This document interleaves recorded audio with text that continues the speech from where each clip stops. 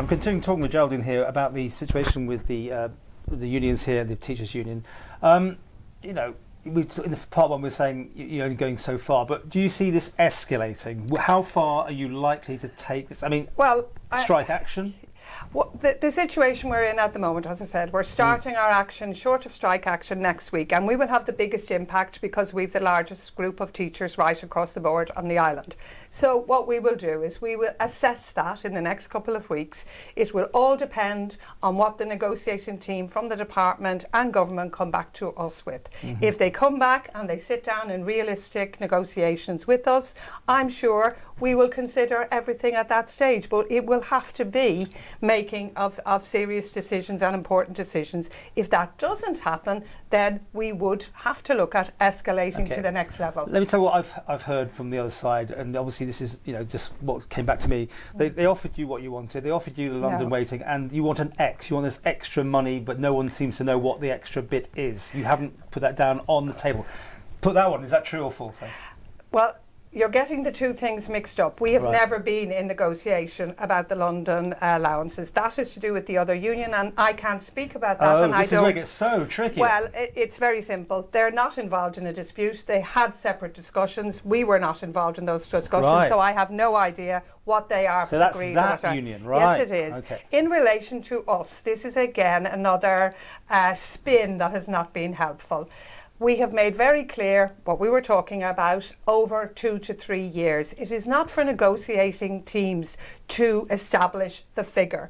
We have not got the figures that the department have, the finances and all of that. That is down to the department. That is standard negotiations across all jurisdictions. So this is just another red herring. Right. When are you back in front of the negotiating table?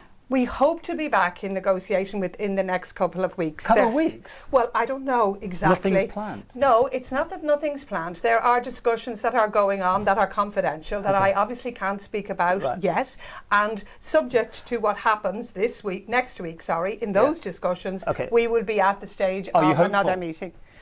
Well, we are always hopeful, and we're always hopeful that our employer will consider the legitimate needs of the teachers. Let's deal with the Minister on this one. You have any faith in him? Do you want him to resign? Do you want to, more? You will be aware that we had, a pretty unanimous vote of no confidence in the Minister, and then nearly unanimous vote of no confidence in the department themselves on the 28th of January. Nearly 500 teachers were present for that, so it was pretty significant.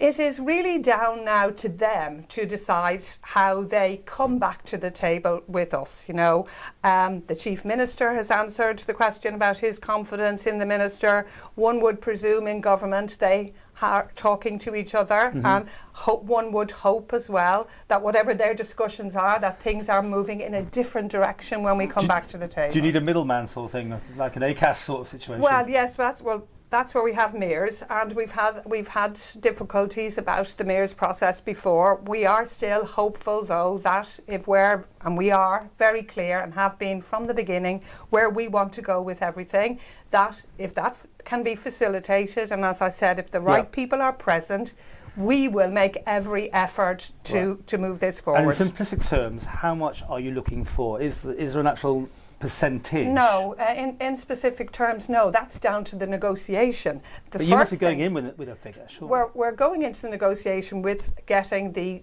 2018 award. That's backdated. How much is that? That's I can't remember the figures off the top of my head. Is it a big amount? No, it's not an enormous amount at all. But the department haven't even agreed to that. I think it's about 500,000, something like that. And then percentage-wise per person? No, but that's the whole figure to backdate this back to then, and they've costed that. On the others, it has to be costed subject to negotiations. And as I said, it's disingenuous actually to be asking us to put figures on things when they have to come forward. They have to come forward with what they can afford, in fact. No, hang on, you'd put in a figure, surely. It's a negotiation. You need to go and say you want so much, and then you...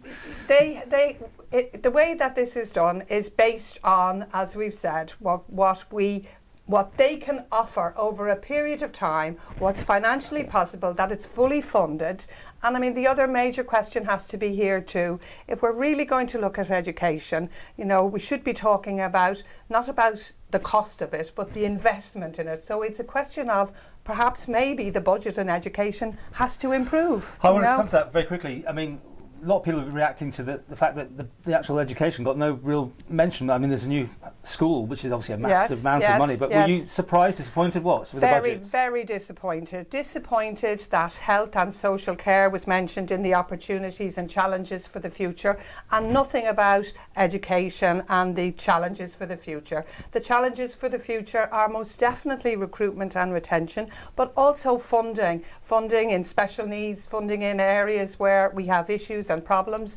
and really education should be at the forefront of a budget. It should have been there as one of the challenges for the future and how we're going to finance that. If you talk about Isle of Man PLC, if people are going to come and invest in the Isle of Man and live here and bring workforces to work here, the two things they look at are health and education. So we need to have a first-class education system fully funded and have the right incentives to attract and retain professional people to come and live on the island.